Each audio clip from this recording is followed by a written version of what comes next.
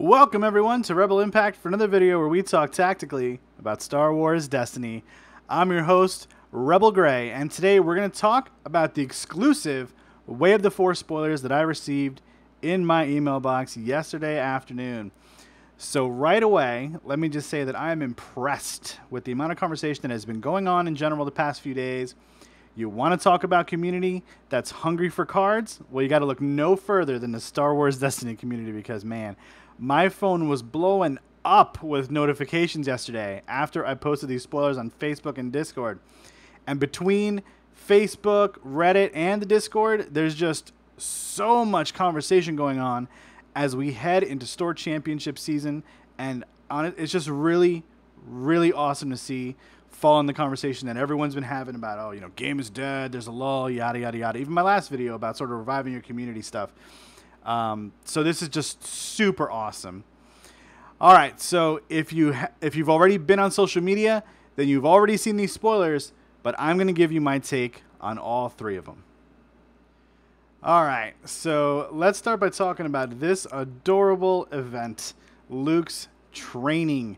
And it is, right away, it is a great scene for the artwork here. It's so very cool. It's capturing that iconic moment of Luke training Rey, or just watching Rey from the top there, kind of being like, you know, he's the master and she's the Padawan and she has so far to go, and he's just kind of trying to guide her to things. Anyway, it's such a great scene.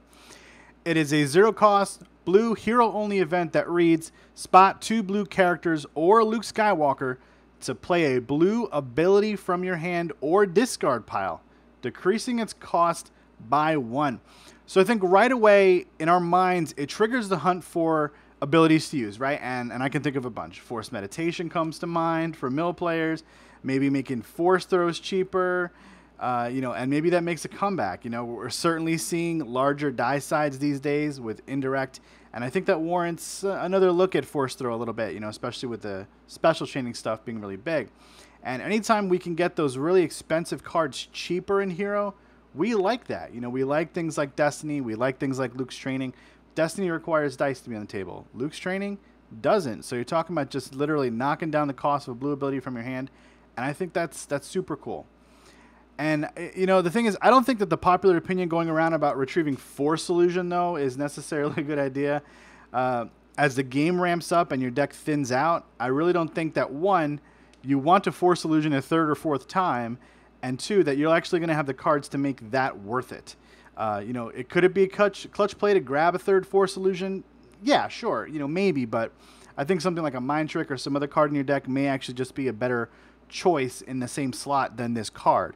Could you play both of them? Sure, but then you're wasting, or you're using a spot for something else, right? The other consideration is that late game, you know, when you're talking about cycling Force Illusions, how long are you going to actually be able to spot 2 blue characters? Or are you just playing a Luke Skywalker deck, right? And did he get targeted down first? You know, that's some of the stuff in the meta that we don't quite have fully fleshed out yet, right? And, you know, all that said, I think that late game, this card may be offline for you. So cycling through those Force Illusions is a great idea. But ultimately, I don't think it's going to be the thing that wins you most of the games you're going to play anyway. Also, what I like about it is that it enables an additional discard in your hand that you can retrieve later, right? So when we think about cards like Rebel or Return of the Jedi, I guess, to a lesser extent, or this card, you can look at it as having an extra card in your hand, right? So you can take that Force power that you really didn't want to discard, and you've got Luke's training in your hand as well. You can discard it for a reroll, and then you can Luke's training it back into play because you can pull it from your discard, right? And that discount for for 0 cost, it's really just the icing on the cake. And that discount or that 0 cost is in there because of the high spot requirement. So that's something to really, really, really consider, because I think that spot requirement is really rough. You know, and obviously they want Luke to be in your deck when you play this card. But it's kind of tough to gauge the utility of this without playing Luke and also seeing if there's other cards in the set that might make this worthwhile. So I'm kind of lukewarm on this card, you know, not to make a pun, I guess. That wasn't purposefully, but there I said it. Otherwise, I think it's got a good power level for an uncommon card, and I think the use will come from testing as usual. But I have an idea or two for it already that I really like, and it's in a Plo Padawan Partisan hybrid mill deck. run the best removal cards from yellow, get discounts on weapons with Padawan and Plo. And now with his ability, you can be scrap heaping money from indirect damage off the partisan and him. You can CQA away your hand if you're playing really cheap upgrades. We saw Ezra's lightsaber. We've still got ancient lightsaber in standard. We've got Shoto lightsaber. We've got a ton of 2-cost sabers that can just hit the table for free with Plo and 2 Padawans, or Plo and an It Binds All Things and a Padawan. So there's a lot of stuff going there. And in my mind, I feel like I've got some really wicked things planned for the future, my friends. So I love that we're getting this card. It opens up some doors. It's just yet to be seen whether or not it's going to be a super duper amazing card to actually put in your deck. Next up, we've got Force Jump. So this is a 1-cost neutral blue event. So it can be played in villain as well as hero, which is interesting. And it's got die sides of 1 shield, special, blank, blank. It is blue character only upgrade ability. And a special reads, turn a die showing damage to a side showing a blank. Reroll this die instead of removing it. So that's interesting. Right away, the first thing I notice is that it's a 1-drop. Secondly, it's a control piece. It can blank out damage, which can create a reroll situation for most decks. And that can be preferred in some situations to hard removal, which speeds up an opponent's turn. And so this becomes kind of a delay tactic, right? You think of the Jedi sort of force jumping all over the field, making the opponent whiff. It's not really winning the game in any way, but it's certainly delaying it. So this is not a win condition. It's more of a control piece. The die doesn't really impress me having 2 blanks, but as a ramp card, it certainly does. Now, it's no DH17 in terms of power level, but I think it is better than Obi-Wan's Journal if you're just considering the ramp factor, because it has utility along the way where you actually get to use the die, whereas if you're talking about Obi-Wan's Journals, you get to draw a card by removing the die, which I guess is good in some decks. I've never really thought it was that great. I know some players like Eric Rainwright have a totally different idea about it, but in an outside of blue, I don't think it's a good card. But the last card we saw also allows you to play this for free, right? And I think it can be It Binds All Things as well for free, right? I think that's abilities. It reduces blue upgrades, I believe.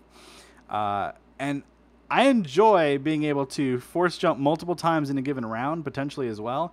It seems super silly, but it's not really any worse than the artwork, which does indeed look like Obi-Wan's trying to fly here. And someone posted on Twitter, it's got a Superman across the card instead of force jumping. He's wearing a cape. He's got the cape colored red. Looks like Superman. It's hilarious. I think that was either discard or reroll or golden dice. I can't remember right now, but super funny. Anyway, the nice thing in here is that it is neutral, and both teams are going to have special chaining now with the introduction of Governor Price.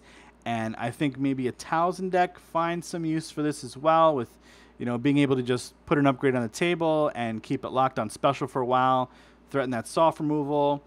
A Towson deck, again, is another thing, also threatening that soft removal, which she can do herself with her flip on an opponent's deck. It seems like a really neat concept, at least. And I think in Trilogies, this card is actually really needed, because right now in Trilogies, we've got a number of 2-3 cost upgrades.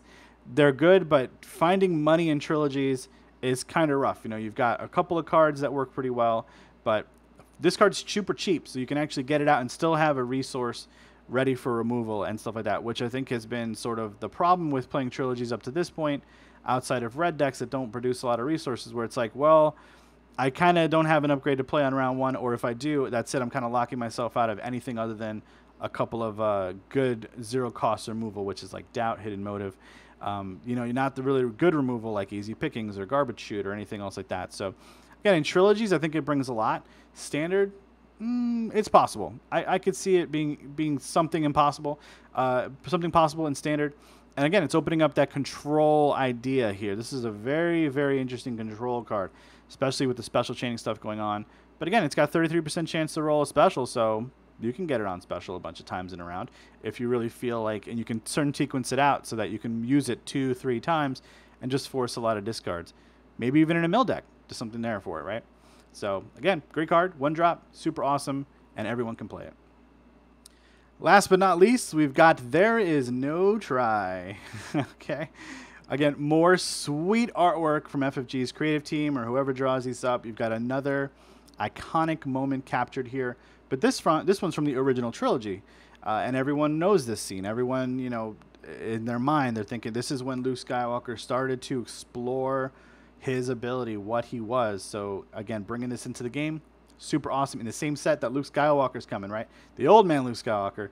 This is more the super youngling Skywalker, which we also got in Legacy. So, all right. So if you've been paying attention to the game, this card is basically an upgrade form of Do or Do Not, which lets you re-roll a die and resolve it, increasing its value by 1. But the card event lets you hit any die and re-roll. This one only affects its own die. So it's 2 cost. It's a blue hero upgrade.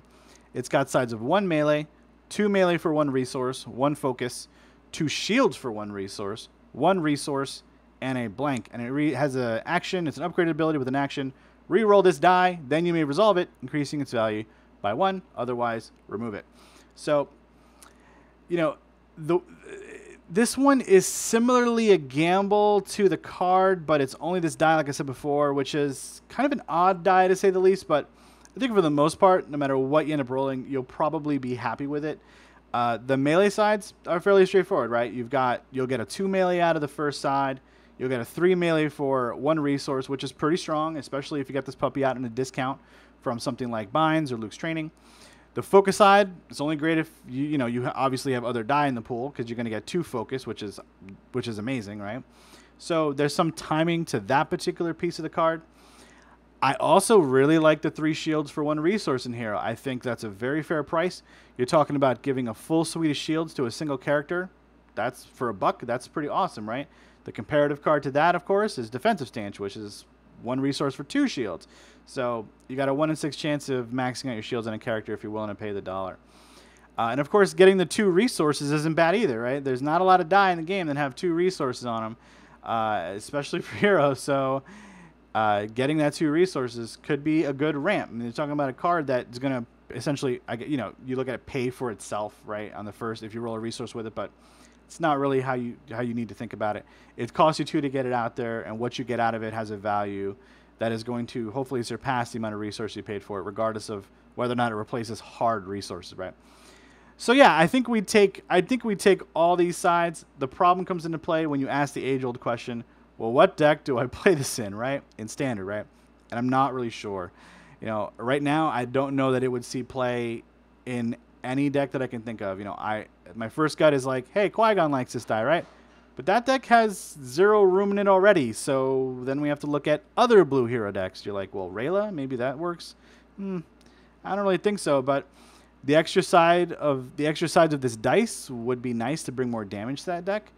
It also brings a focus side, right? So maybe some Force Misdirect plays. It's got a very mixed sort of die here. It's got 4 different sides on it.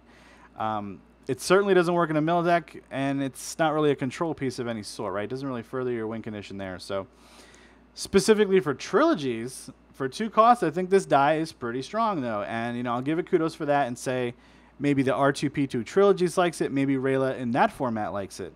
There's no Shotos or Binds, so, you'll need that extra damage and shield sides, And then for 2, looks pretty decent in place of a lightsaber, because that's kind of what you're thinking about when you're talking about this card. You're thinking about another lightsaber. What you've almost got is something similar to a Ray die, but not, because it has a resource. It's pretty much all over this damn thing, but it does have the focus, right? It does need some additional testing. I think that, some of the consecrators out there are putting these cards in TTS right now, are getting some reps in with these cards just to check them out, see what they do. I think this one's got potential, right? And realistically, I think if you can get it out cheap, it may be worthwhile. Otherwise, maybe it's not so impactful that you want it around. But hey, get some reps in with it. See what you like about it. That 3 melee for a $1 side, that is strong. I really, really do like that. So let's see what the future holds for this card. All right, so this wraps one up, and I, like you, am waiting on bated breath for this new set to drop, and getting spoilers like this only increases the anticipation. And I'm so glad that FFG sent me some spoilers again this time around. This is my 2nd time getting spoilers, and it's just nice to be recognized as a consecrator by Asmodee and FFG, and having this partnership with them to say, hey, here's some cards to build up hype. You guys are going to do it for us, and how they respect the consecrators for doing that. All right, so with Store Champs, a bit more, I guess, concrete right now in terms of when they're happening. you can bet that's what I'm focused on. So if you're planning to go to any here in New York, you might see me there, and you might see me at a few in Jersey. So yeah, get your decks ready, and let's see what happens. I'm going to be doing some testing. I'm going to try to put together a Saturday test group and a Wednesday test group with the guys in the local store just to get some reps with some of the meta decks there. So I hope that you enjoyed my speculative take on these spoilers, since that's all there is to give, really. And that's, if you want to follow me on Twitter, Facebook, you should do that. Here on YouTube especially, getting subs always brightens my day. Getting follows on Facebook always brightens my day. And I love, I've been interacting more on Twitter, and it's a heck of a lot of fun on there as well. And if you like my stuff, feel free to donate to my Patreon at patreon.com/rebelgray SWD. That's Gray with an E. So if you do, thank you so much. And I'll be doing shout outs more regularly on my videos for my donators. I really do appreciate you guys throwing me $1 or $5. Super awesome. Keeps me going. Also brightens my day like you just would not believe. All right. Until next time, young Jedis, may the Force be with you.